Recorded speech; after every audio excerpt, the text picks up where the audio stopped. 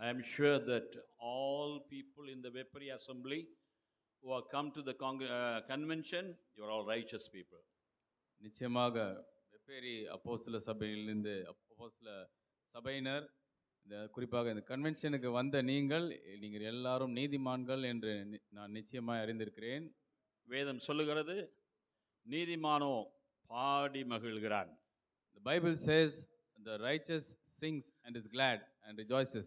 So இன்னைக்கு அதான் நம்ம பார்த்தோம் இல்லையா? That is what we saw today. தேவ சமூகத்தில் சந்தோஷமா இருப்பது நல்லதுதான். It is always good to be glad and rejoicing in the presence of the Lord. பாடலிலே மகிழ்ச்சி உண்டு, சந்தோஷம் உண்டு. There is rejoicing in singing and there is happiness in singing. தேவனுக்கு ஸ்தோத்திரம். Glory, praise be to the Lord. பாடின உங்கள் யாவருக்கும் ஆண்டவர் இயேசு நாமத்தினாலே நன்றியை கூறிக்கொள்கிறேன். I thank all of you who came and sang here today. நீங்கள் உங்களில் சிலர் பாடின பாடல்களின் அந்த கருத்துக்கள் உங்களுடைய சொந்த வாழ்க்கையிலேயே நிச்சயமாக நிறைவேற்றப்படுவதாக. May the truth that you have been singing, may the truth be fulfilled in your own individual lives. வருவோம், ஆண்டவருடைய வார்த்தைக்கு வருவோம். Let us come to God's word. அதாவது சில வருஷங்களுக்கு முன்பு நான் திருச்சியில் அதாவது ஆரம்பத்தில் இருந்த வேளையில் ஒரு நாள் ஒரு ஸ்பெஷல் யூத் மீட்டிங் நடத்தினோம். Many years ago we had a special youth meeting in Trichy. அதற்காக நாங்கள் ஒரு செய்தியாளரையும் ஆயத்தப்படுத்தி இருந்தோம். We had invited a special speaker for the same youth meeting. ஆனால் அங்கே இருந்த ப்ரோக்ராம் எல்லாம் பார்த்தீங்கன்னா கொஞ்சம் நீண்டு போச்சு. But when the programs went on for a very long time, they பாடல் பண்ணாங்க, ஸ்கிட் போட்டாங்க, எல்லாம் நல்லா நீண்டு போச்சு. ஆல்மோஸ்ட் அதாவது ஏறக்குறைய கொஞ்சம் முடிவுக்கு வர நேரம். So the programs extended right up to the end of almost up till the end of the program, end of the meeting. அப்புறம் அவர்ட்ட மெசேஜ் கொடுத்த உடனே அவர் சொன்னார். So the person who was called to speak, he said, பாருங்க நீங்க நீ message கூப்பிட்டீங்க, நான் ஆயத்தம் பண்ணி வந்தேன். You all called me to come and preach here. I prepared and I came. 6 மணி நேரம் ஆயத்தம் பண்ணினேன். I prepared for 6 hours. 3/4 மணி நேரம் பிரசங்கம் பண்றதுக்கு. Just to preach for 45 minutes, I prepared for 6 hours. ஆகையினால நான் 3/4 மணி நேரம் பிரசங்கம் பண்ணி தான் உட்காருவேன்னு சொன்னார். So therefore I will definitely preach for 45 minutes and only after preaching for 45 minutes I will sit down. ஒரு நல்ல பிரசங்கியா இருக்குது. நீண்ட பிரசங்கம் பண்ண தெரியணும், குறுகின பிரசங்கம் பண்ண தெரியணும். A good preacher must know how to preach a long message and also how to preach a short message. ஆகையினால இன்னைக்கு ரொம்ப நேரம் வைக்க முடியாது. Today I cannot prolong you for long.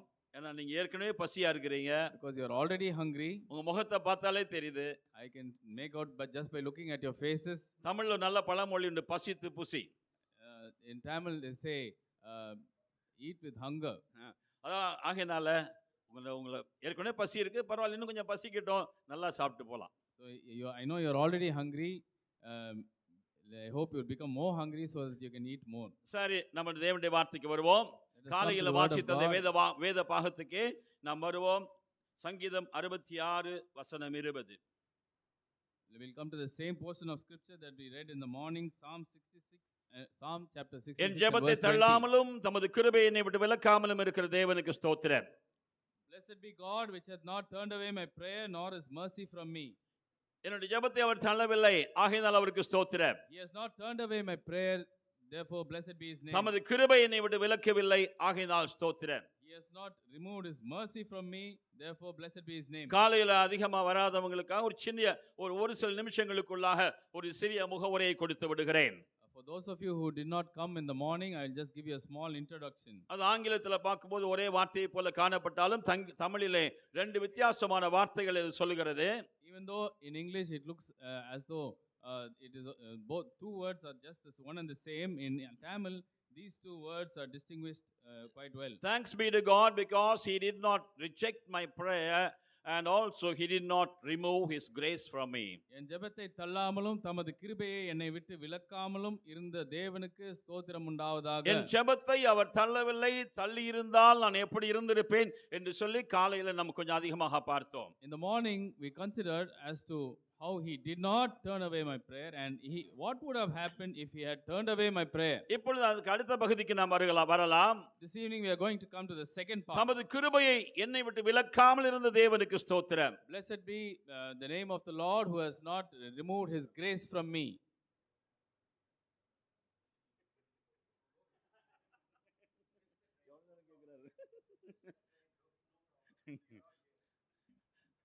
ஆண்டவருக்கு மகிமை உண்டாகட்டும். Glory be to the name of the Lord. தமது கிருபை என்னை விட்டு விலக்காமல் இருந்த தேவனுக்கு ஸ்தோத்திரம். Blessed be the name of the Lord who has not removed his grace from me, turned away his grace from கிருபை me. என்பது நமக்கு எல்லாருக்கும் தெரிந்த வார்த்தை. Each and every one of us know this word by heart, which is grace.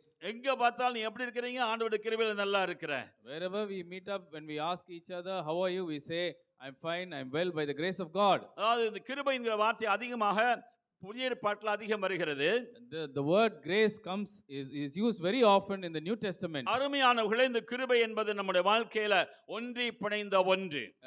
Grace is something that has become entwined with our individual lives. கிருபையும் விசுவாசமும் நம்முடைய வாழ்க்கையில அதாவது ஒவ்வொரு நாளும் கிரியை செய்கிற ஒன்று. Grace and faith are intertwined and they are operating every day in our lives. அருமையான கர்த்தருடைய பிள்ளைகளே, Dear children of God, கிருபை என்பது அதாவது ஆதி காலம் முதல் இனிமேல் வரப்போகிற காலம், அதாவது யுகா யுகங்களாக இருக்க போகிற ஒன்று. Grace is something that has been there from the beginning and will continue to be throughout the ages. கிருபைன்னு சொன்னா சாதாரணமா சொல்லுவாங்க the unmerited favor of God ன்னு சொல்லி ஒரு விளக்கம் அதற்கு கொடுப்பாங்க. Usually in English they say grace means unmerited favor. அதாவது நமக்கு கொடுக்கப்படுகிற ஒரு தயவு என்று ஏதோ ஒன்று நம்ம சொல்லலாம். In other words, it is some act of kindness that is being done towards us. ஆனா கிருபை என்பது அவ்வளவு மாத்திரமல்ல. But grace is just not that. அதாவது இங்க இருக்கிற எல்லாரும் கிருபை அனுபவித்திருக்கிற மக்கள்தான். All of us who are sitting here have experienced the grace of God. கிருபைக்கு துவக்கமும் இல்லை, முடிவும் இல்லை. Grace has no beginning and it has no end. அதாவது பரிசுத்த பவுல் தீமோத்தேயுக்கு எழுதும்போது சொல்லுகிறார், ஆதி காலம் முதல் கிறிஸ்து இயேசுவுக்குள் மறைக்கப்பட்டிருந்த கிருபை. When Apostle Paul is writing to Timothy, he is saying the grace of God which was hidden from ages past. அதே பவுல் திரும்ப எபேசியர் நிருபத்துக்கு சொல்லும்போது சொல்லுகிறார், இனிமேல் வரப்போகிற காலங்களிலே மகிமையாய் விளங்க போகிற கிருபையின் புகழ்ச்சி என்று சொல்லுகிறார். The same Paul, when he is writing to Ephesians, he is saying the grace which is going to be revealed in the ages to come. அதனால் கிருபைக்கு ஒரு காலகட்டம் என்பது நாம் சொல்ல முடியாது. So we cannot say that grace has a period, as any இங்கேதான் finite period of time. இங்கேதான் முடிந்ததுன்னு சொல்ல முடியாது. We cannot say that it began here and this is where it ended or it will end. தேவன் அன்பின் உருவாய் இருக்கிறார். God is the very expression of love. ஆண்டவராகிய இயேசு கிறிஸ்து கிருபையின் உருவமானவர். The Lord Jesus Christ is the expression of grace. அவரே கிருபையை வெளிப்படுத்தினவர். He revealed grace. அவரே கிருபையை நாம் அனுபவிக்கும்படியாக நமக்கு கொடுக்கிறவர். He offers grace so that we might experience grace. அந்த கிருபையானது நமக்குள்ளே நிறைவை அடையும்படியாக, நமக்குள்ளே நிறைவானவைகளை செய்யும்படியாக செய்கிறவரும் அவரே. He is the one who causes that grace to work in our lives so that we might be complete in him. கர்த்தராகிய இயேசு கிறிஸ்து மூலமாய் கிருபையின் மேல் கிருபை அடைந்து நாம் பரிபூர்ணராய் போய் கொண்டிருக்கிறோம் என்று யோவான் எழுதுகிறார். John when he writes, he says that we have received grace upon grace or more grace so that we might be like him. அதாவது எல்லா கிறிஸ்தவர்களும் அதாவது கிருபை என்பது நமக்கு நல்லது, கிருபையினால் தான் இருக்கிறோம், கிருபையினால் ரட்சிக்கப்பட்டிருக்கிறோம், கிருபையினால் வாழ்கிறோம் என்றெல்லாம் சொல்லுவாங்க. We say grace is good, by the grace of God I am alive, by the grace of God I am moving on, by the grace of God I am progressing and so on and so forth. இன்னைக்கு நாம் பார்க்க போற ஒரு சின்ன அதாவது ஒரு சிறிய பகுதிதான். But this evening we are only going to consider a small portion. ஒரு பெரிய சமுத்திரத்திலிருந்து சில சொட்டுகளை எடுப்பது மாத்திரம்தான். It is like this evening's message is going to be like taking just a few drops from a mighty wide ocean. அவ்வளவுதான் நாம் இன்றைக்கு பார்க்க போகிறோம். That is all we are going to consider. கிருபை என்பதை யாரும் சொல்லி முடிக்க முடியாது. கிருபை என்பதை யாரும் சொல்லி முடிக்க முடியாது. No one can preach about grace exhaustively. பிரசங்கித்து முடிக்க முடியாது. They cannot finish preaching about grace. அனுபவிக்க அதன் மேன்மையிலே நாம் கடந்து செல்ல அது நமக்கு இனிமையாயும் மேன்மையாயும் காணப்படும். But even as we experience more and more grace each and every day, it becomes sweeter and sweeter by the day. கிருபை அனுபவிக்கிற கிறிஸ்தவனே பரிபூர்ணத்துக்கு நேராய் கடந்து போக முடியும். Only a Christian who is living by grace can move towards progress towards perfection. ரட்சிப்பை அங்கேதான் ஆரம்பிக்கிறது. விசுவாசத்தினாலே கிருபையை கொண்டு ரட்சிக்கப்பட்டீர்கள். Your very salvation began in grace. You were saved by grace. அந்த கிருபையினாலே திரும்ப நாம் பரிபூர்ணத்துக்கு கடந்து வந்து அந்த கிருபையின் பரிபூர்ணத்தை அடைந்து ஆண்டவராகிய இயேசுவோடு ஆளுவோம் என்பதை இதே வேதாகமம் சொல்லுகிறது ரோமர் 5ஆம் அதிகாரத்தில். Having been saved by grace, when we are led every day in the grace of God, we will be perfected in grace, says the epistle to the Romans. ஆகையினால இந்த கிருபை என்பது ஒரு சாதாரணமான ஒரு வார்த்தையாக காணப்படுகிறது. So the word grace is not an ordinary word. கிருபை என்பது நம்ம என்ன செய்தாலும் ஆண்டவர் நம்ம மீது கிருபையா இருக்கிறார் என்று சொல்லுகிறோம். No matter what happens to us, we say the Lord is gracious to us. அதாவது எங்க சர்ச்சுக்கு சிலர் மீட்டிங்க்கு வர மாட்டாங்க, இல்ல லேட்டா வருவாங்க. Or some people come late to church, some people don't come to church. அவங்க கிட்ட நாங்க போய் ஏன் லேட்டா வர்றீங்க, ஏன் நீங்க வரலன்னு கேட்டா, When I go to them and I meet them and I ask them why are you late or why didn't you come? இந்த பாஸ்டர் கொஞ்சம் கூட இரக்கம் காண்பிக்க மாட்டேன்னு சொல்றார், ஆனா எங்க ஆண்டவர் ரொம்ப கிருபையா இருக்கிறார். They say this pastor is totally merciless, but our God is very gracious. மீட்டிங்க்கு வராதுக்கு ஆண்டவர் கிருபையா இருக்கிறாராம். When you ask them why they didn't come for the meeting, they say God is gracious. அது என்ன கிருபையோ தெரியாது எனக்கு. I don't know what grace that is. ஏன்னா அவ்வளவு தூரம் கிருபையை பற்றி மிக மிக சர்வ சாதாரணமாக மக்கள் எடுத்துக்கொள்கிறார்கள். Because today people have understood grace so lightly.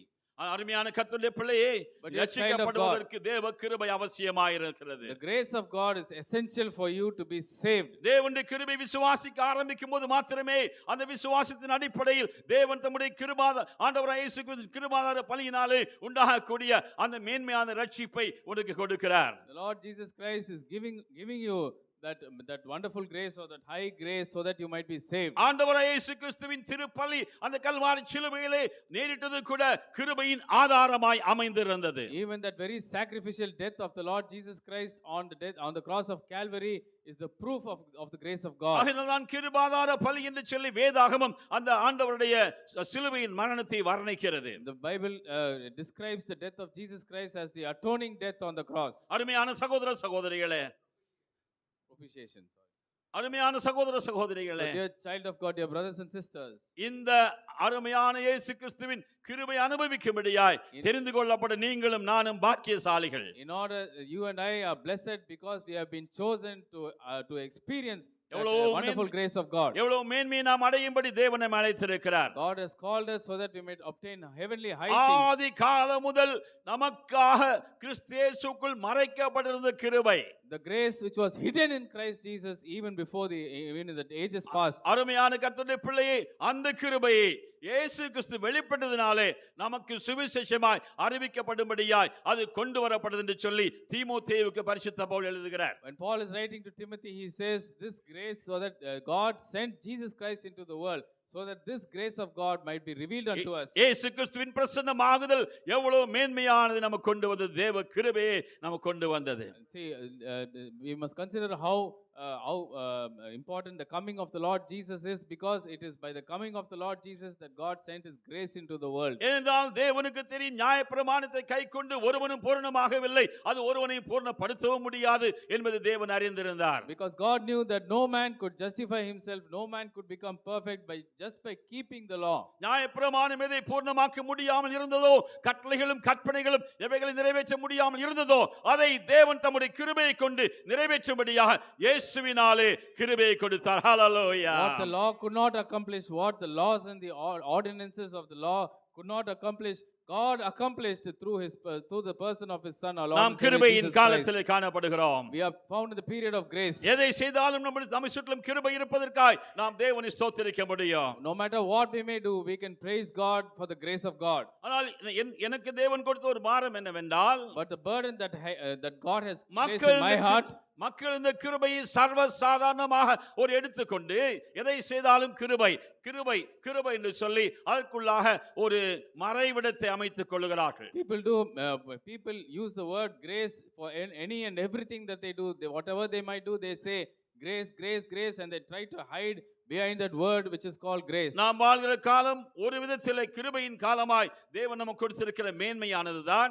The time and the period in which we are living is certainly the period of grace. அதே சமயத்தில் இந்த கிருபையின் காலத்தில் நாம் வாழும்போது இந்த கிருபையின் காலத்தை குறித்து வஞ்சகமான எத்தனையோ காரியங்களும் காணப்படுகிறது. But in the name of grace there are many deceptive things, there are many wrong things that are being done in the name of grace. Once saved ever saved ஒரு சொல்றாங்க. ஒரு முறை கிருபையை நீ பெற்றுக்கொண்டால் எப்பொழுதுமே உனக்கு கிருபை இருக்கு. Some speak of once saved always saved. If you receive grace once, that grace is always there with you. நிறைய பேர் விசுவாசிக்கிறவங்க இருக்காங்க. There are many people who believe that. ஆனால் என்னுடைய வேதம் அதை சொல்லவில்லை. But my Bible doesn't teach that. ஒரு முறை கிருபை கிடைச்சு கிருபை வாங்கிட்டு கிருபை பெற்றுக்கொண்டாய் என்றால் எப்பொழுதுமே ஒரு கிருபை இருக்கும், கடைசி வரைக்கும் கிருபை இருக்கும், கடைசி மூச்சு வரைக்கும் கிருபை இருக்கும்னு சொல்லி இந்த வேதாகமம் எனக்கு சொல்லி தரவில்லை. The Bible does not teach me that once I have received grace, this grace will be with me at all times and forever.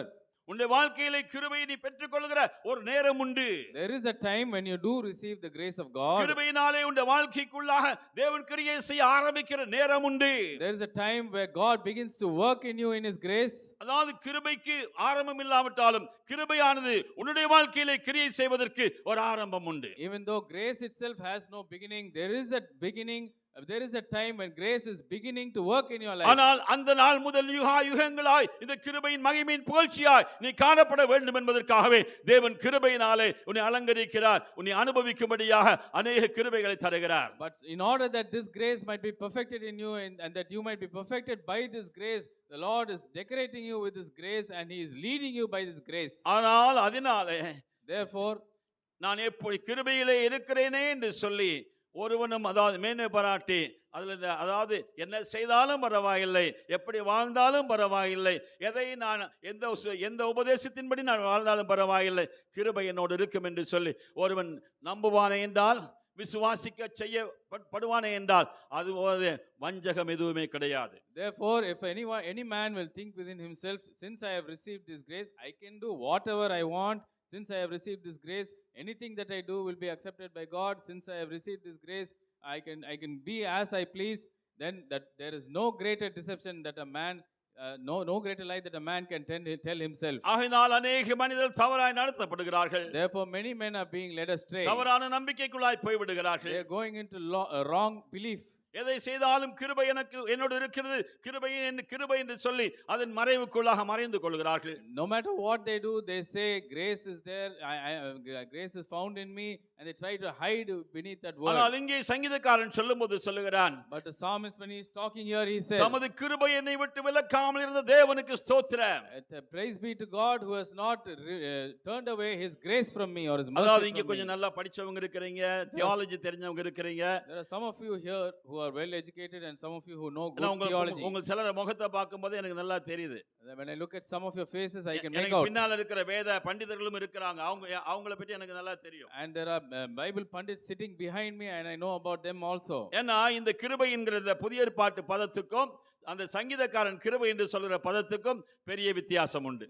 There is a great deal of difference between the grace that we have experienced in the New Testament and the grace or the mercy that the psalmist is talking about. ஆகையால் இந்த theology பக்கம் நான் போகல. So I'm not going into that theology. முதல்ல clear பண்ணிக்கிறாத. So let me clarify at the very beginning. ஆனால் கிருபையை பற்றி நான் பேசி, அதாவது அது பழைய ஏற்பாட்டில் சொல்லும்போது லவ்விங் கைண்ட்னஸ் சொல்லி அவங்க மர்சின்னு சொல்றாங்க, எப்படியோ இருக்கட்டும், நான் கிருபையை பற்றி மாத்திரமே பேச விரும்புகிறேன். In the Old Testament they used to call it loving kindness, no matter what they call it. I ஆனால் am here to preach about தயவு grace. செய்து இந்த தியாலஜி தெரிஞ்சவங்க, வேத இறையியல் தெரிஞ்சவங்க கொஞ்சம் என்னோட பொறுத்து கொள்ளுங்க. So those who know the Bible extensively, those who know good theology, kindly bear with me. ஏன்னா கூட்டம் அதாவது என்ன பண்ணுவாங்க, இதுல ஒரு முட்டுக்கட்டை போட்டுருவாங்க. என்ன இவரு இந்த லவ்விங் கைண்ட்னஸை பற்றி இவரு கிரேஸ்ன்னு பேசுறாரு, என்னது சரியானு அவங்க முதல்ல வந்துருவாங்க. தயவு செய்து ஒரு முட்டுக்கட்டை போட்டு கொஞ்சம் மூடி வச்சிருங்க. இந்த கிருபை இன்றைக்கு உனக்கு உதவி செய்யும். So don't come and try to block me or stop me by saying why did you confuse loving kindness and grace or mercy. Let me tell you today, the grace of God will certainly help you. கிருபை நமக்கு மிக அவசியமானது. Grace is essential to all of us. அதாவது என்னை பொறுத்தவரையிலே நான் அதற்கு ஒரு சிறிய விளக்கம் கொடுக்க வேண்டும் என்றால், If I have to explain it, if I have to give a small explanation, கிருபை என்பது நான் எதை செய்ய வேண்டும் என்று தேவன் என்னை குறித்து தீர்மானித்திருக்கிறாரோ அதை என்னை கொண்டே செய்யும்படியாக தேவன் எனக்கு அருளுகிற பரம பொருள். Grace is something that God gives me. Grace is like a heavenly treasure that God gives me in order that He might accomplish what He wants to accomplish in my life. அது நான் கொடுக்கிற ஒரு பங்கு. அது That is one part. கிருபை என்பதை யாரும் சொல்லி முடிக்க முடியாது. No man can exhaustively நான் ஏற்கனவே describe சொல்லிட்டேன். grace. I already told you. ஆதி காலம் முதல் உலக தோற்றத்துக்கு முன்பாகவே உள்ளது அது. இனிமேலும் வரப்போகிற உலகத்திலும் கூட யுகா யுக யுகங்களாய் காணப்பட போகிற ஒன்று. From the ages past and even right up to the ages that are going to come, grace will extend. ஆனால் இந்த கிருபை உன்னை விட்டு விலக்கப்பட முடியும். But this grace can be taken away from you. பழைய ஏற்பாட்டில் அதாவது இருந்து ஒரே ஒரு சின்ன உதாரணத்தை நான் சொல்லி இன்றைக்கு நான் முடிக்க விரும்புகிறேன். So I'm going to give you an example from the Old Testament and then பழைய conclude. ஏற்பாட்டில் இருக்கிற ஒருவனுடைய வாழ்க்கையிலிருந்து தேவ கிருபை விலக்கப்பட்டது. அதை குறித்து மாத்திரமே பேசி எவ்வளவு சீக்கிரம் முடிக்க முடியுமோ அவ்வளவு சீக்கிரம் நான் முடிக்கிறேன். There was a man in the Old Testament from whom the grace of God totally departed, and I'm going to talk about it and then conclude. அதாவது உங்களை சீக்கிரம் அனுப்பணுன்றதுக்கு பெரிய விஷயம் இல்லை எனக்கு. It's not very important for me to send you early. எனக்கு ட்ரெயினுக்கு போகணும். Even I have to go for my train, that's why. உட்கார்ந்திருக்கார் ஒருத்தர் ரெடியா. சரி இங்க வாங்க. ஒரு வேத வாக்கியத்தை வாசிக்கலாம். அதற்கு பின்பு நாம் தொடர்ந்து போகலாம். முதலாம் நாளாகமம் 17ஆம் அதிகாரம் 12ஆம் வசனம் முதல் 14ஆம் வசனம் முடிய. 1 Chronicles chapter 17 12 to 14. 1 Chronicles 17 verses 12 to 14. வாசிங்கப்பா. எதை வாசிங்க? இங்க வந்துருச்சு.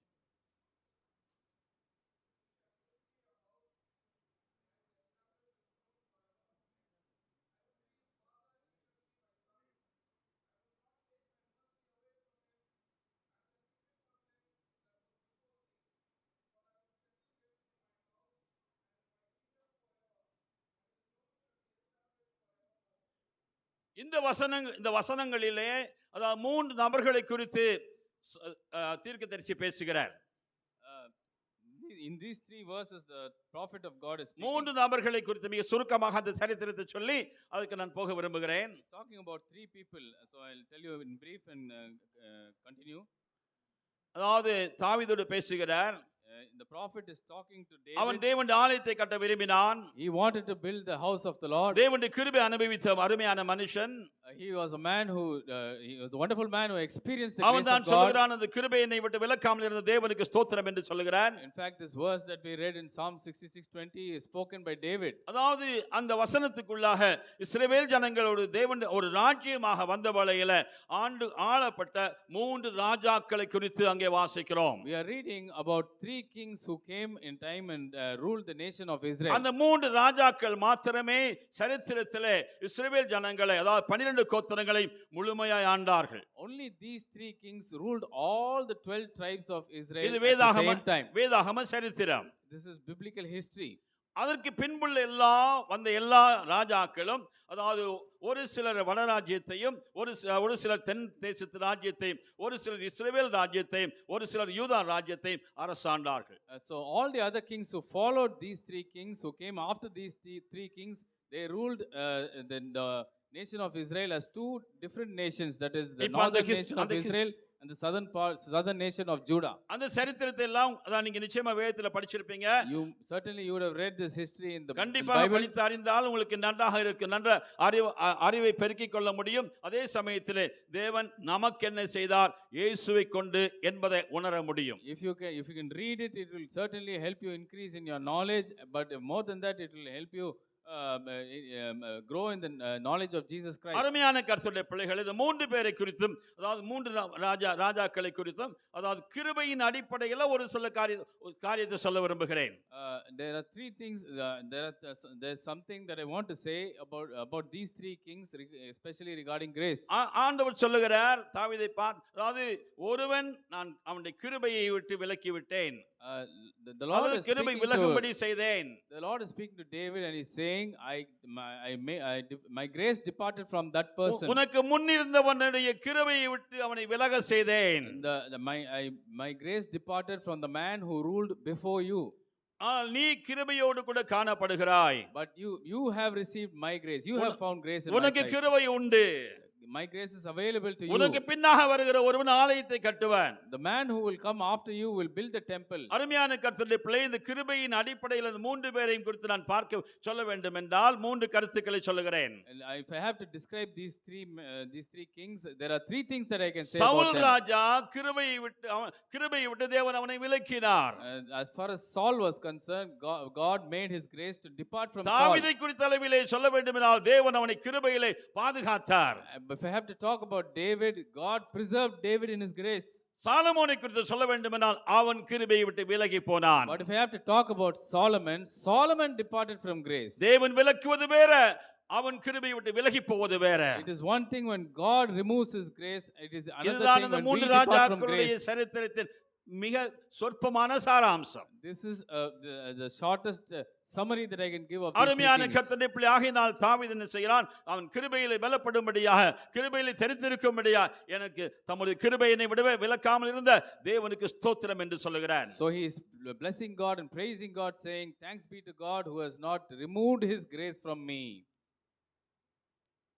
ஆனால் சவுல் தேவனுடைய கிருபை தேவன் விலக செய்தார்.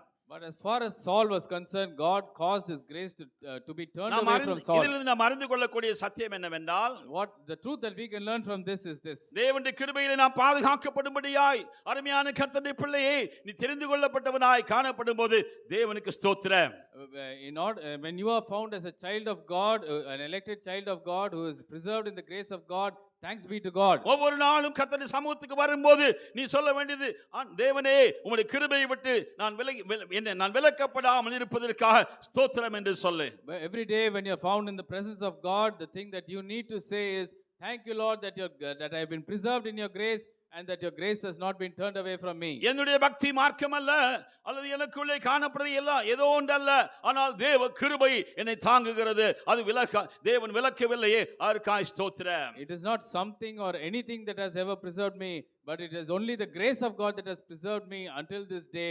Praise be to God. ஆனால் சாலமோனை போல தேவனுடைய கிருபையை விட்டு விலகி போகும்படியான துணிகரங்களோ எவ்விதமாய் நம்முடைய வாழ்க்கையிலே வராதபடிக்கு கர்த்தர் பாதுகாத்துக் கொள்வாராக.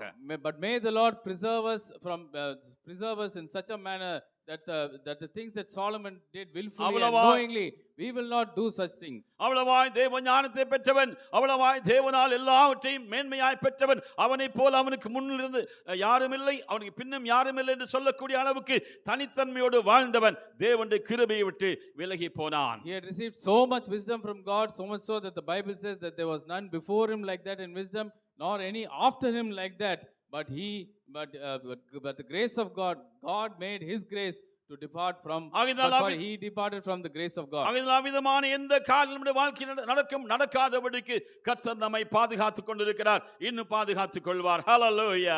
But the Lord has preserved us until this day, so that such a thing has not happened in our lives, and he will continue to preserve us. அருமையான சகோதர சகோதரிகளே, dear brothers and sisters, இன்னைக்கு தான் நாம் சவுல் ராஜாவுடைய வாழ்க்கையிலிருந்து தேவ கிருபை எப்படி ஏன் விலக்கப்பட்டது என்பதை குறித்து மாத்திரமே ஒரு சில குறிப்புகளை மாத்திரம் நான் சொல்லி முடிக்க விரும்புகிறேன். This evening I just want to mention a few points as to why the grace of God made his grace to depart from Saul, and then I'm going to conclude. அந்த வசனம் மூலம் பார்த்து அவனை கிருபை விட்டு விலக செய்தேன், கிருபை விலக்கி விட்டேன். It is mentioned in that one verse where he says, I removed his grace from me. அருமையான சகோதர சகோதரிகளே, dear brothers and sisters, அவன் யார்?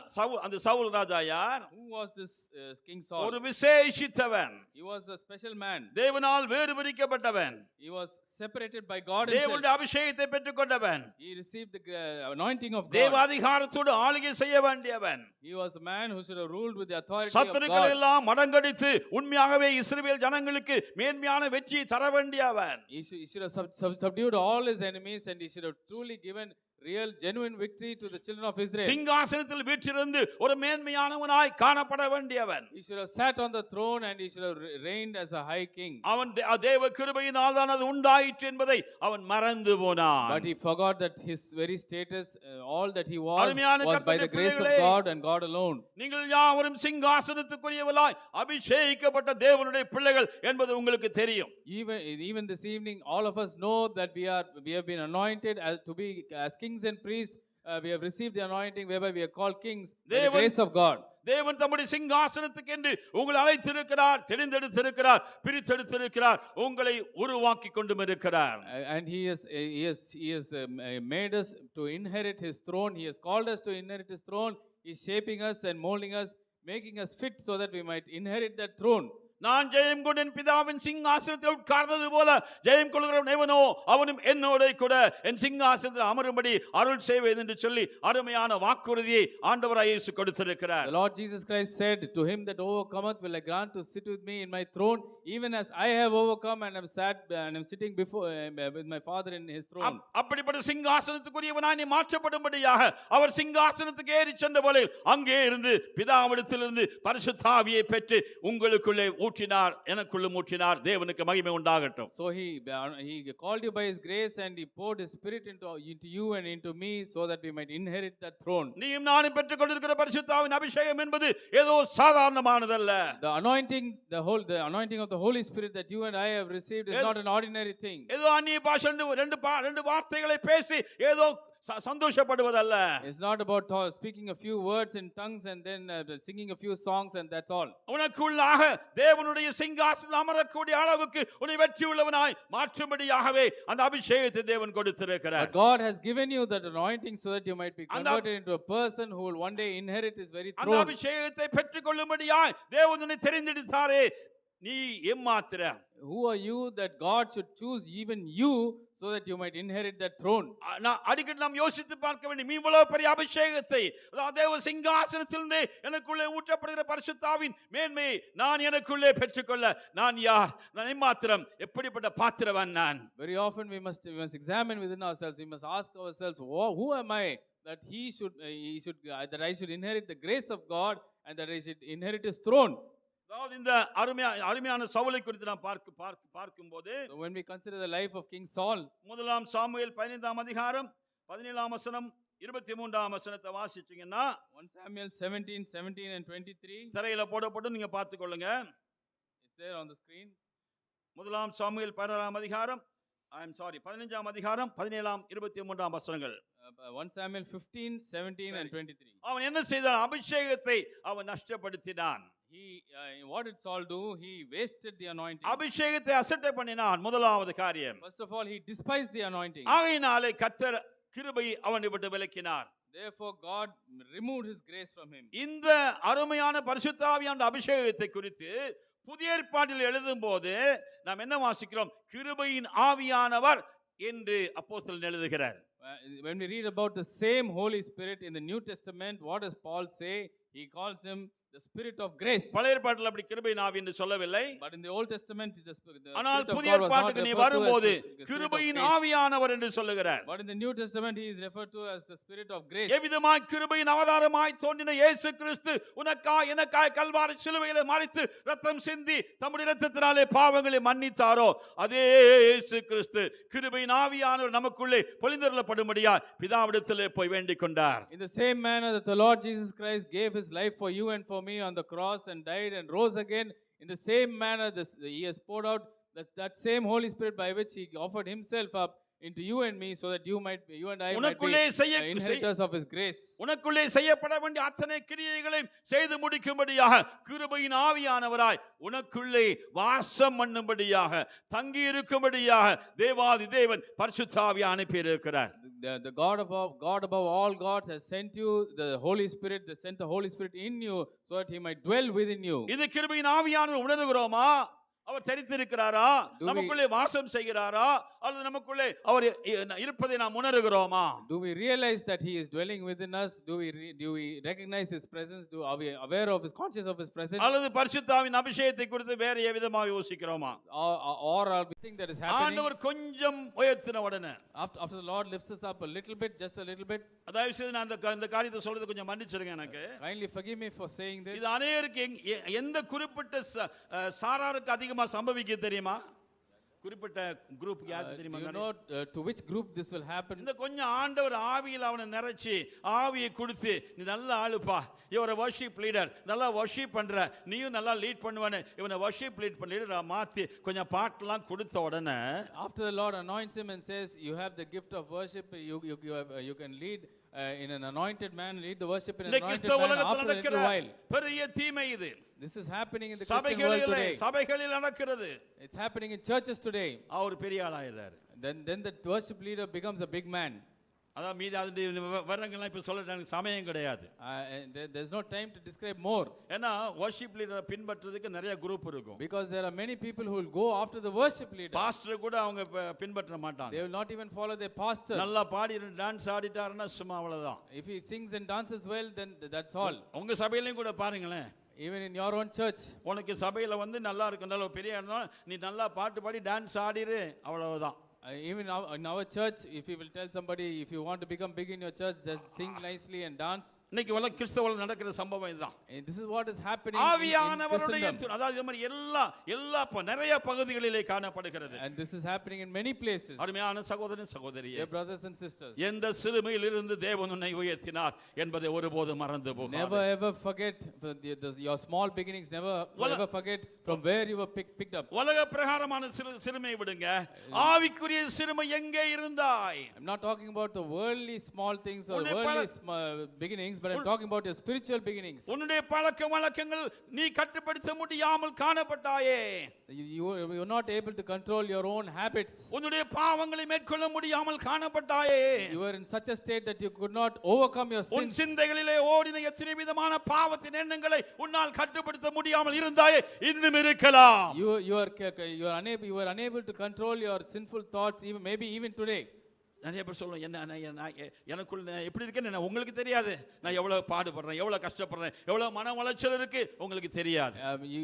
Many people say you don't know how much I'm suffering, how much I'm struggling, how much of mental stress I'm going through. இந்த மன உளைச்சலை எல்லாம் எடுத்து இந்த மனதிலே ஓடின எல்லா விதமான பாவத்தின், எல்லா விதமான சாபத்தின், எல்லா விதமான தீமையின் எண்ணங்களையும் அகற்றி உன்னை ஒரு நல்ல எண்ணம் உள்ளவனாக, தெளிந்த புத்தி உள்ளவனாக தேவன் கொண்டு வந்தாரே, அதை எண்ணி பார். Think about how the Lord picked you up when you were in that mental stress, in that mental state, and how He raised you up from that state. அருமையான சகோதரனே சகோதரியே, dear brother and sister, இன்னைக்கு அநேகர் தேவனுடைய கிருபையை விட்டு கிருபை தேவன் விலக்குவதற்கு இது ஒரு அடிப்படையான காரணம். This is one of the fundamental reasons as to why God turns away His grace from some people. அபிஷேகத்தை அசட்டை பண்ணுவது, they despise the anointing. சிறுமையை சிந்தியாமல் இருப்பது, they do not consider their meager beginnings, their small beginnings. தேவன் உயர்த்தினார், எங்கே தேவனை வெளியே கொண்டு வந்தார், from where He brought me out. ஆகையால் தான் சங்கீதக்காரனுடைய வாழ்க்கையை நீங்க பார்த்தீங்கன்னா தேவன் தம்முடைய கிருபையை அவனை விட்டு விலக்கவே இல்லை. அவன் எவ்வளவு தீமை செய்த வேளையிலும் கூட கர்த்தர் அவனோடு கூட இரக்கமாக இருந்தார், கிருபையா இருந்தார், அவன் மன்னித்தார், அவனை மேன்மைப்படுத்தினார். அவனுக்கு மகிமையும் கனமும் உண்டாவதாக. And this is the reason why, even though the psalmist David sinned, yet the Lord was gracious to him and made him grow and progress in His grace. ஊளையான சேற்றிலிருந்து என்னை உயர்த்தி கன்மலையின் மேல் நிறுத்தினார் என்று அவன் சொல்லுகிறார். He says He picked me up from the miry clay and set my foot upon a rock. அவன் எவ்வளவு உயரத்திலே சிகரத்தை போல காணப்பட்டாலும் கூட ஒரு நாளும் அவன் அந்த எங்கே இருந்து உயர்த்தப்பட்டான் அந்த ஊளையான சேற்றை மறந்து போகவில்லை. He never forgot, no matter how much he was raised up, how much he went up in his life, yet he never forgot that how from where he was picked up from the miry clay. அப்படி உயர்த்தப்பட்டவன் ஒருவேளை அந்த உயர்த்தப்பட்டது தேவன் அங்கே இருந்து உயர்த்தினாரே என்று சொல்லக்கூடிய அந்த சிறுமை சிந்தியாதபடிக்கு மேன்மையான எண்ணம் கொள்வானே என்றால் திரும்ப அவன் கிருபையை விட்டு விலகி போகும்போது அந்த உளையான சேற்றின் அடித்தளத்துக்குள்ளே போய் விடுவான். If at all at any point அது பிசாசின் வஞ்சகம். If at all at any point in time he had forgotten, or he would have forgotten about from where he was picked up, if he had forgotten his small beginnings, then what would have happened is that he would have gone right back into that miry clay. அருமையான கர்த்தருடைய பிள்ளைகளே, dear children of God, நம்முடைய தாழ்வில் நம்ம நினைத்தவரை எண்ணி பார்த்து அவர் கிருபை என்றும் உள்ளது, இன்றைக்கும் உண்டு. Let us consider our days and let us realize that His grace is available even today. அந்த சிறுமையில் இருங்கன்னு சொல்லல. I'm not saying be there in your small beginnings. அதாவது நான் இப்படி நீங்க சிறுமையை சிந்தியுங்கள் என்று சொல்லும்போது அதாவது ஒரு லோ மென்டாலிட்டில இருங்கன்னு நான் சொல்லல. When I say consider your lowly beginnings, I'm not asking you to have a low mentality. சிலர் அப்படி போயிடுவாங்க. Some will go off like that. அப்படியே உள்ள கீழே போயிடுவான். அங்கதான் இருக்கேன், என்ன பார்த்தாலும் என்னைக்கு பார்த்தாலும் நான் ஒரு பாவிங்க. So some people will remain in that mentality forever. Whenever you meet them, they will say I am a sinner. ரட்சிப்பை பற்றி தயவு செய்து ஒருபோதும் அசட்டை பண்ணிராத. Never ever despise your great salvation by which you நான் have been saved. பாவியா இருந்தேன், ஆனால் பரிசுத்தனாக்கப்படும்படியாக தேவன் என்னை மீட்டெடுத்தார். I was a sinner, but the Lord redeemed me so that I might be made a saint. நான் இந்த சிறியவனா இருந்தேன், ஆனால் உயரத்திலே காணப்படும்படி தேவன் உயர்த்தினார். I was very small, I was despised, but the Lord lifted me up so that I might be lifted up to the heavenly places. சிறிய கோத்திரத்தில் அற்பமான ஒரு குடும்பத்தில் நான் பிறந்திருந்தாலும் கூட இஸ்ரவேல் ஜனங்களுக்கு தலைவனாக 12 கோத்திரங்களுக்கு அதிபதியாக்கினார். Even though I was born in a small tribe, in a small family, in a small tribe in Israel, yet the Lord raised me up to be king over 12 tribes in Israel. இதையெல்லாம் சிந்திக்காதவன், மறந்து போனவன், A man who does not consider these things, a man who forgets these things. அருமையான கர்த்தருடைய பிள்ளையே, Child of God, கர்த்தருடைய கிருபை உன்னை விட்டு விலகாமல் இருக்க வேண்டும் என்றால் if the grace of God must not depart from you, அபிஷேகத்தை அசட்டை பண்ணாதே. முதலாவது, firstly, do not despise your anointing. தேவனுடைய சிங்காசனத்துக்கு நீ தெரிந்து கொள்ளப்படும் என்பதை மறந்து போகாதே. Do not forget that you have been chosen so that you will inherit the throne of God. வாழ்க்கையின் மேல் வெற்றி உள்ளவனாய் நீ தேவனுடைய சமூகத்திலே போய் காணப்பட வேண்டும். You must go and you from victory to victory and finally be found in the presence தேவ of the Lord. சிங்காசனத்துக்கு போக வேண்டுமானால் வெற்றியின் மேல் வெற்றி வேண்டும். If you must be found seated on the throne of God, then you must go from victory to victory. தன்னுடைய அந்த அபிஷேகத்தை அசட்டை பண்ணின வேளையில அவனுடைய வெற்றியானது தோல்வியாயிற்று. But while Saul despised the anointing, his victory turned into defeat. அடுத்தது சுருக்கமாக சொல்லி முடிக்கிறேன். அடுத்தது அவன் கர்த்தருக்காக காத்திராதவன்.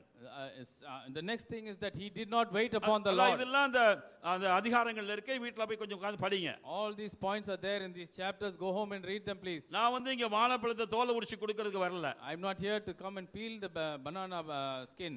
உனக்கு எந்த பழம் வேணுமோ அந்த பழத்தை கொடுக்கிறேன். I will give you the banana. அதோட ருசி அறியணும்னா நீ அதுக்கேத்த மாதிரி அந்த பழத்தை நீ சாப்பிடு. So if you as much as you want, according to that you need to peel. வாழைப்பழமா கொடுத்தா தோலை உரிச்சு சாப்பிடு. So if I give you the entire plant, and please peel it yourself. பலாப்பழமா கொடுத்தா தயவு செய்து நல்லா வெட்டி ஒவ்வொரு சொலையா எடுத்துக்கோ. And if I give you the jackfruit, then you know how to take it. விளங்குறவங்களுக்கு விளங்கினா போதும் இது. So those of you who understand, it is good that you கர்த்தருடைய understand. வார்த்தையை நான் கொடுக்கிறேன், அவ்வளவுதான். I'm just giving you the word of God. That's my உனக்கு duty. மேன்மையான தரக்கூடிய மேன்மையான வார்த்தைகளை கொடுக்கிறேன். நீ போய் அதை நீ என்ன பண்ணு, பாகம் பண்ணு, இனிமையை அறிந்து இனிமையாக மாறிக்கொள். I'm giving you better things, I'm teaching you good things, but you go home and you meditate more on that and you receive the benefit. உங்க பாஸ்டர் மாதிரி யாரும் வர முடியாது, நானும் வர முடியாது. அவரு உங்க பாஸ்டர் மாதிரி யாரும் வர முடியாது, நானும் வர முடியாது. But no one can be like your ஒவ்வொன்னா பிரிச்சு போட்டு அது இப்படின்னு போட்டு அத்தனையும் தரையில போட்டு காமிச்சு எல்லாத்தையும் சொல்றாரு, எல்லாம் இருக்கு. ஆனாலும் எத்தனை பேருக்கு விளங்கி இருக்குன்னு கேட்டா grassroot level. அது உங்களுக்கு நீங்களே பதில் சொல்லிக்கோங்க. அவரு சொல்லல, இதை நான் சொல்றேன் உங்களுக்கு. But only you need to examine as to how much you have understood. நான் அப்படி வரல, இங்க கர்த்தர் கொடுத்தத சீக்கிரம் சொல்லிட்டு போயிடுறேன், அவ்வளவுதான். But I am here only to quickly give you what the Lord. அருமையான சகோதர சகோதரிகளே, வேதத்தை ஆராய ஆரம்பிங்க. அது ஆழத்துக்குள்ள போ, அது உன்னை உயர்த்தும். But dear child of God, go into the depths of God's words. God's word that will raise you up. ஆவியானவரின் துணையோடு கூட இந்த வேதத்தின் சத்தியங்களின் ஆழங்களுக்குள்ளாய் போகிறானோ அவன் அதே ஆவியானவராலே மிக உயர்ந்த ஸ்தலத்துக்கு கொண்டு போகப்படுவான். ஹல்லேலூயா. He goes into the depths of this word of God will be raised up by the Holy Spirit to experience greater heights. அதாவது அவன் கர்த்தருக்கு காத்திருக்கவில்லை. He did not wait upon the Lord. அதாவது அவன் செய்ய வேண்டாததை செய்தான்.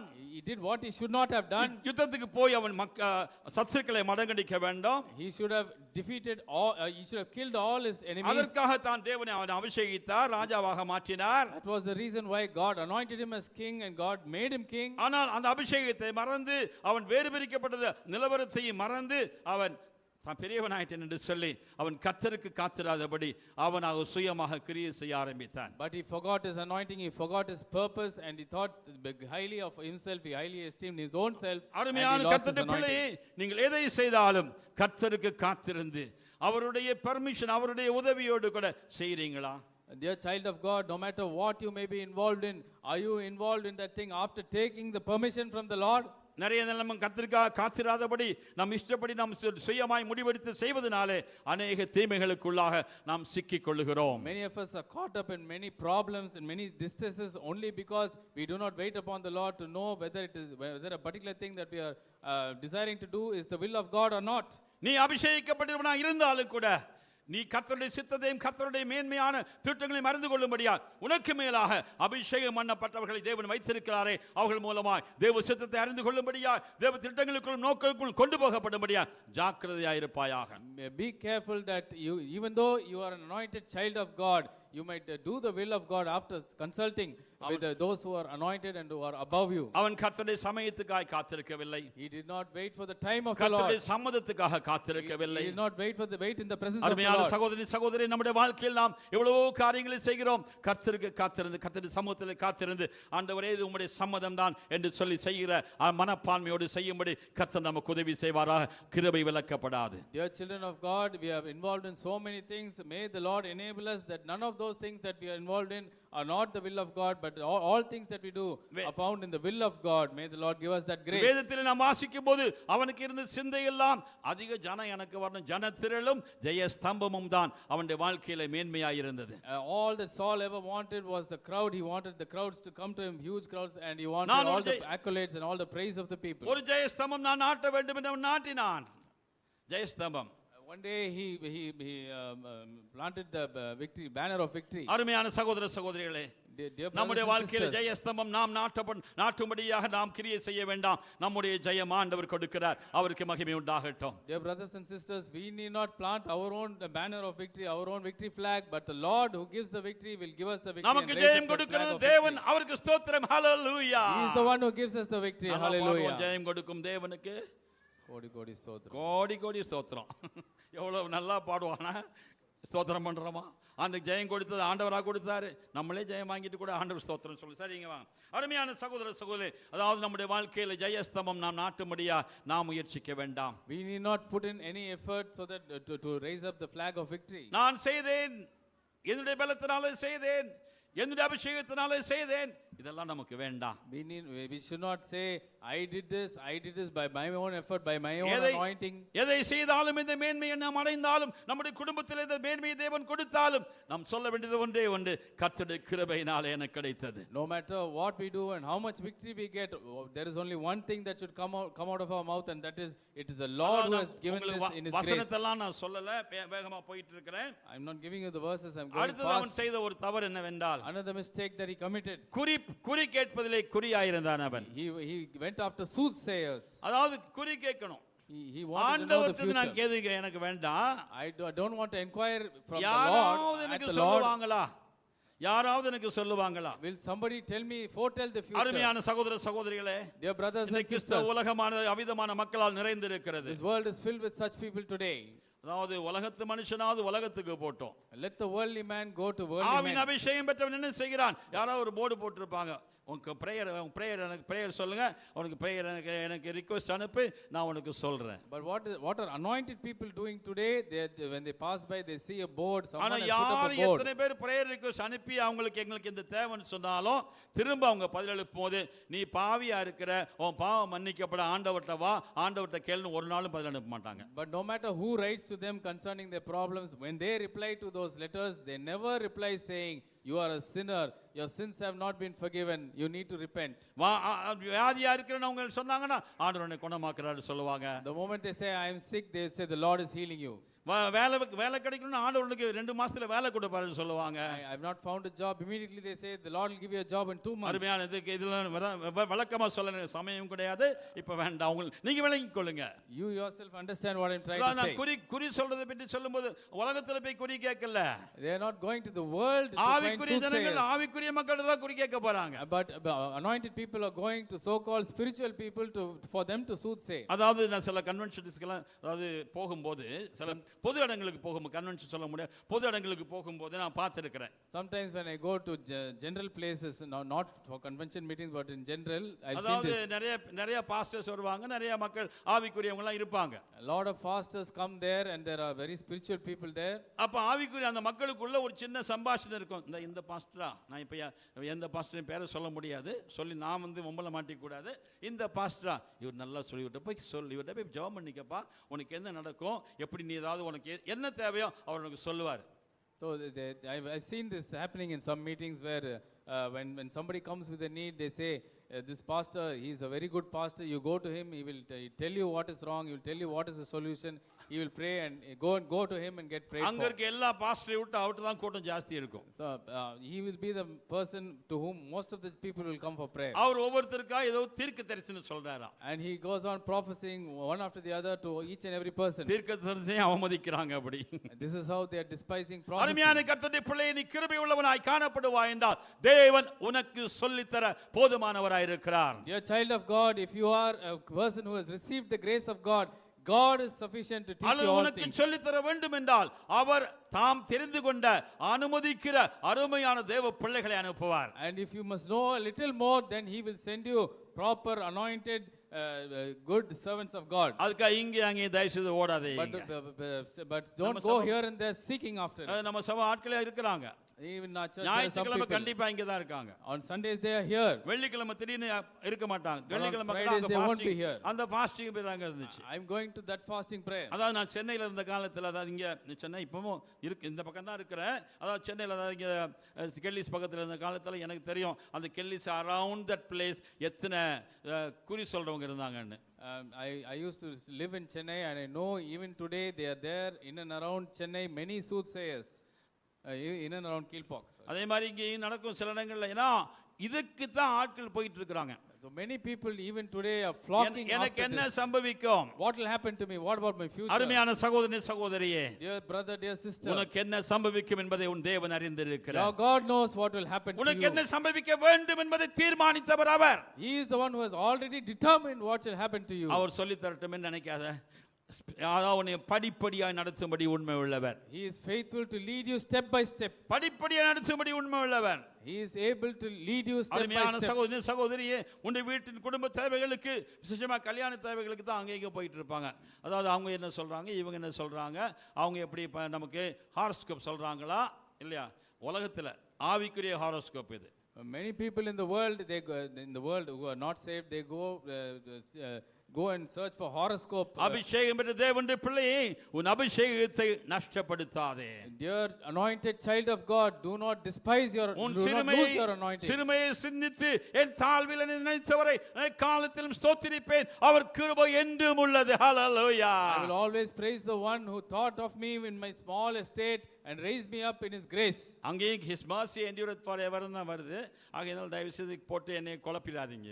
Even there it says his mercy endureth forever, so don't confuse me. அவர் கிருபை என்றும் உள்ளது. His grace endures forever. அருமையான கர்த்தருடைய பிள்ளையே, Dear நான் child of முடிவுக்கு God, I'm வந்துவிடுகிறேன். going to conclude now.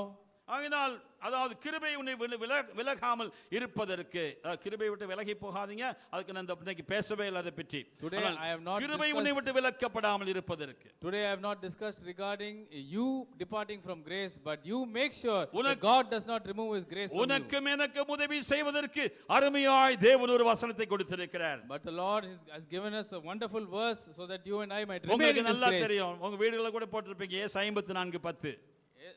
You and I know that verse quite well, Isaiah 54:10. மலைகள் விலகினாலும் பர்வதங்கள் நிலை பெயர்ந்தாலும் என் கிருபை உன்னை விட்டு விலகாமலும் என் சமாதான உடன்படிக்கை உன்னை விட்டு நிலை பெயராமலும் இருக்கும் என்று உன்மேல் மனதுருகிற கர்த்தர் சொல்லுகிறார். For the mountains shall depart and the hills be removed, but my kindness shall not depart from thee, neither shall the covenant of my peace be removed, said the Lord that hath mercy on me. ஆகினால் நான் தயவு செய்து சொன்னதை பற்றி பயப்படாதீங்க. So do not fear about anything. ஐயோ கிருபை விலகி போகாம இப்படிலாம் சொன்னாரே பாஸ்டர், அபிஷேகத்தை அசட்டை பண்ணியிருக்கிறேனே, சிறுமி சிந்தியாமல் இருந்திருக்கிறேனே, அப்படி குறி கேட்டிருக்கிறேனே, எனக்கு என்ன நடக்குன்னு சொல்லி தயவு செய்து பயப்பட்டு சிந்தித்து ஓடாத. Do not fear saying, oh, pastor said the grace of God will be removed by God himself. I have gone here and there asking for soothsaying. I have done this and done that. Do not fear, because the grace of God will not be taken away from you. மனதுருக்கமுள்ள ஒரு ஆண்டவர் உண்டு. ஹல்லேலூயா. There is a God who is kind and who is hallelujah. compassionate. Hallelujah. உன்மேல் மனதுருகிற ஒரு கர்த்தர் உண்டு. He is a God who has mercy on அவருடைய you. மனதுருக்கத்துக்கு முடிவு கிடையாது. There is no end to his mercy, his அவருடைய compassion. மனதுருக்கத்துக்கு நிபந்தனை கிடையாது. There is no condition to his compassion. அவருடைய மனதுருக்கத்துக்கு எந்த விதமான, அதாவது பணமும் கிடையாது, செலவும் கிடையாது. You don't have to spend anything to receive his compassion and mercy. உன்னை முற்றிலுமாய் அறிந்திருக்கிறவர். He knows you in and out. ஐயோ இவன் அபிஷேகித்திருக்கிறேனே, இவன் சிங்காசனம் வரை நான் கொண்டு செல்ல வேண்டுமே என்று உன் மீது மனதுருகி கொண்டிருக்கிறார். He is thinking within himself, oh, I have saved this son, this daughter. I must bring this son or this daughter to the throne. வெற்றியுள்ளவனாய் இவன் வாழ வேண்டுமே, ஆகையால் அந்த வெற்றிக்கு நேராய் இவன் நடைபோடும்படியாக நான் உதவி செய்ய வேண்டுமே என்று சொல்லி அந்த வெற்றியை உனக்கு தரும்படியாக அவர் உன்னோடு கூட இருக்கிறார். I've called this child of mine to, in order to obtain victory, I must lead my child from victory to victory, and therefore he is looking upon you to lead you to victory. எல்லாவற்றையும் மறந்துடுங்க. Therefore forget about everything ஐயோ else. நான் இப்படி மோசம் என்று சொல்லி அந்த நிலையில இருக்க வேண்டாம். Don't think I'm bad, I'm a bad person and bad person. உன்மேல் மனதுருகிற கர்த்தர் இன்றைக்கும் ஜீவிக்கிறார். The Lord who has mercy on you is alive even today. மலைகள் விலகி போகலாம், The mountains may depart பர்வதங்கள் நிலைபெயர்ந்து போகலாம், and the hills be removed. அதாவது எவ்வளவு கடினம் எவ்வளவு காரியம் போனாலும் உன்மேல் மனதுருகிற கர்த்தர் சொல்வதுதான், என் கிருபை உன்னை விலக்க மாட்டேன். Whatever might happen, many things might happen in our lives, but this is what God is looking at us ஆனால் and என்ன telling, my mercy will not கிருபை depart from you. ஆவியானவர் கொண்டு என்ன சொல்லிக் கொண்டிருப்பார், என்ன உணர்த்துவார் தெரியுமா? The spirit of grace, do you know what the spirit of grace will அபிஷேகத்தை convict us of? அபிஷேகத்தை அசட்டை பண்ணாதே. Do not despise the anointing. சிறுமையை சிந்தித்துக் கொண்டு எங்கே இருந்து உயர்த்தப்பட்டாய் என்பதில் ஒவ்வொரு நாளும் எனக்கு நன்றி சொல்லு. Consider your small beginnings, your early beginnings, and remain in that grace. உனக்கு என்ன சம்பவிக்கும், உன்னுடைய வாழ்க்கை எப்படி இருக்கும் என்பதை குறித்து எண்ணி பார்ப்பதற்காக நீ அங்கும் இங்கும் போகாதே. இந்த வார்த்தைக்கு வா, இது ஒவ்வொரு நாளும் உன்னை நடத்தும். Don't go here and there wanting to know what will happen in the future, what will happen to you, but instead of that go to this word. ஆண்டவரே, you will know all things. ஆண்டவரே, உம்முடைய வசனம் என் கால்களுக்கு தீபமும் என் பாதைக்கு வெளிச்சமுமாய் இருப்பதற்காக உமக்கு நன்றி என்று ஒவ்வொரு நாளும் சொல்லு. Tell the Lord daily, Lord, thank you that your word is a lamp unto my feet and a light unto my path. இன்றைக்கும் ஜீவிக்கிற ஆண்டவர், The Lord who lives even today. கிருபையின் ஆவியானவர் உனக்குள்ளே வாசமாய் இருக்கும்படியா அனுப்பப்பட்ட ஆவியானவர். The grace, spirit of grace who resides in you even today, he wants to make you something for God. அந்த பிதாவின் ராஜ்யத்திலே நீ மகிமையின் புகழ்ச்சியாய், கிருபையின் மகிமையின் புகழ்ச்சியாய் காணப்படும்படியா உயர்த்தப்படும் நாள் மிக சீக்கிரம், மிக சமீபம். Very soon and very soon we are going to be raised to experience the excellencies that are there by that same spirit of grace. பாவியாய் பிறந்து பாவத்திலே உழண்ட நீ கிருபையினாலே விசுவாசத்துக்கு ரட்சிக்கப்பட்டது மாத்திரமல்ல, அந்த உயரத்தை கொண்டு போகும்போது தூதர்கள் உன்னை குறித்து ஆச்சரியப்படுவார்கள். Even the angels will look at you and be amazed when they see how a sinner like you was அங்கே raised up to the heights of உனக்கும் glory. எனக்கும் தேவன் கொடுத்த கிருபை புகழப்படும் தூதர்களால். And then the grace of God will be praised by the angels forever. நம்மை பார்க்கிற எல்லாரும் தேவனை புகழுவார்கள். All those who look at us will praise God. இது தேவன் இவ்வளவு கிருபை உள்ளவர் எங்களுக்கு தெரியாமல் போயிட்டே, எங்களுக்கு தெரியாது. We never knew that this God is such a gracious எங்களுக்கு God. தெரிந்ததெல்லாம் தேவனுடைய பரிசுத்தம் தான். All that we knew was only the holiness of ஆனால் God. இவ்வளவு கிருபை உண்டு என்பதை எங்களுக்கு தெரியாத, இவ்வளவு புகழ்ச்சி அதனாலே உண்டு என்பதை அந்த பரலோகத்துக்கு போகும்போது உன் மூலமாய் தேவன் வெளிப்படுத்துவார். But when we reach heaven, we get to heaven, all those creatures will be able to see the grace of God in our lives and praise and worship God because of that. அந்த ஆண்டவர் ஜீவிக்கிறார். That God is alive today. எனக்காக உனக்காக ஜீவிக்கிறார். He is alive for you and for me. எல்லாரும் கொஞ்ச நேரம் எழும்பி நிக்கலாமா? Shall we all stand up for a short while? ஒரு சிறிய ஒரு பல்லவியை பாடி நாம் ஜெபம் பண்ணி முடிக்க போகிறோம். We are going to sing a song and finish in பயப்படாதீங்க, prayer. பயப்படாதீங்க, டைம் ஆயிடுச்சு நினைக்காத. Don't இந்த fear. கிருபையினாலே உன்னை தேவன் பலப்படுத்த விரும்புகிறார். கிருபை God அசட்டை wants- பண்ணாதபடிக்கு இன்னும் கிருபையிலே மேலோங்கி வரும்படியாக, ஜெயம் பெற்று வாழும்படியாக இன்றைக்கு அந்த கிருபை உனக்கு தரப்போகிறார். God wants to change you by His grace. God wants to lead you from victory to victory and to transform you by His grace. அந்த தேவன் நம்முடையவர், This God is our கிருபையின் God. ஆண்டவர், The God of கிருபையின் grace. ஆவியானவர். Spirit of grace. அந்த அருமையான ஆண்டவருடைய சமூகத்தில், அந்த கிருபையின் ஆவியானவருடைய பிரசன்னத்தில் நாம் இருக்கும்போது உனக்கு உதவி செய்து இன்னும் கிருபையின் மேல் கிருபை பெற்றுக்கொண்டு தேவ சமூகத்திலே வெற்றி உள்ளவனாய் காணப்பட உதவி செய்வார். The Lord will enable us to obtain victory after victory. மாந்தன் நீரல் மனவேண்டுதல் கேட்டினோ,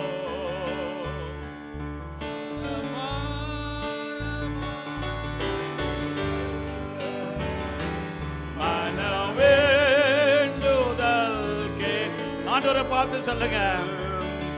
எனதுள்ளம் ஊற்றி ஜெபித்தேன்.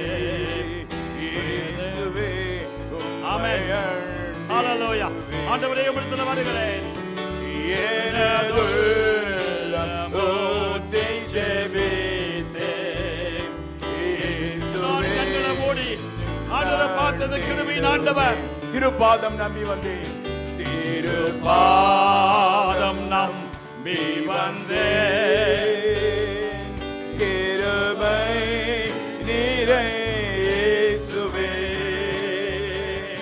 தமது அன்பை கண்டடைந்தேன் தேவ சமூகத்திலே தமது அன்பை கண்டடைந்தேன் உம்மை ஊக்கமாய் நோக்கி பார்த்தேன். Thank you, Lord. Hallelujah. உம்மை ஊக்கமாய் நோக்கி பார்த்தேன் உண்மையாய் வெட்கம் அடையேன் உம்மை தெரிஞ்சவங்க பாடுங்க, ஆண்டவர்கிட்ட சொல்லுங்க, ஆண்டவரே இந்த வம்சத்தால் ஹalleluya என் தேவனே வெட்கம் அடையேன் தமது முக பிரகாசம் தினமும் என்னில் வீசிடுமே.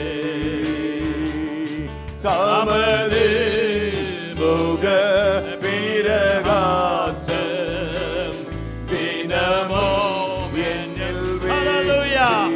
ஆண்டவரை பார்த்து சொல்லுங்க, திருப்பாதம் நம் அதான் நமக்கு நம்பிக்கை, அதுவே நம்முடைய கிருபை ஆண்டவரே உமக்கு ஸ்தோத்திரம்.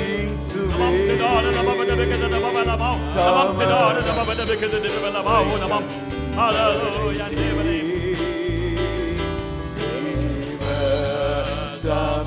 சமூகத்திலே விசுவாசத்தால் பிழைத்தோங்க.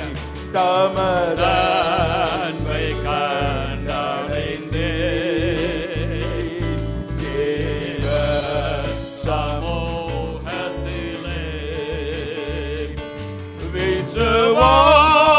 விசுவாசத்தால் பிழைத்தோங்க. வீரபாதை காட்டினீரே விசுவாசத்தால் பிழைத்தோங்க. வீரபாதை காட்டினீரே மலர்ந்து கனி தரும் வாழ்வை விரும்பி வரம் வேண்டுகிறேன்.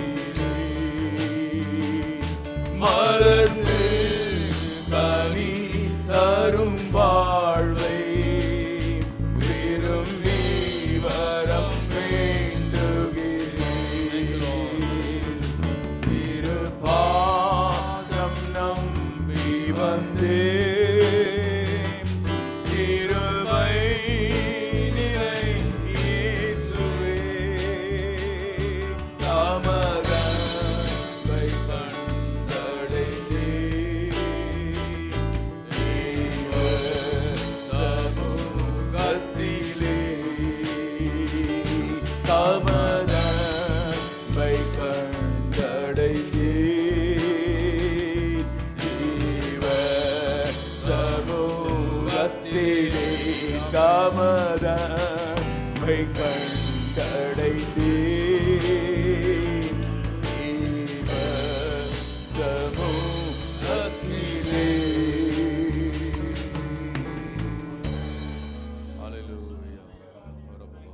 Just a second. Please take your seat. ஒரே ஒரு நடி மருங்கள். We are going to close with a word of prayer. Thank you for coming and being blessed by the presence of God, and you heard God's voice. ஜெபித்து yesterday and முடிக்க today. போகிறோம். நீங்கள் வந்ததுக்காக நன்றி. தேவ சத்தத்தை கேட்டோம். This you have to remember the days to come from tomorrow onwards. God's been preparing you for in these 2 days to equip you for the days ahead. You know what challenges are there, what you're going to face. We don't know. God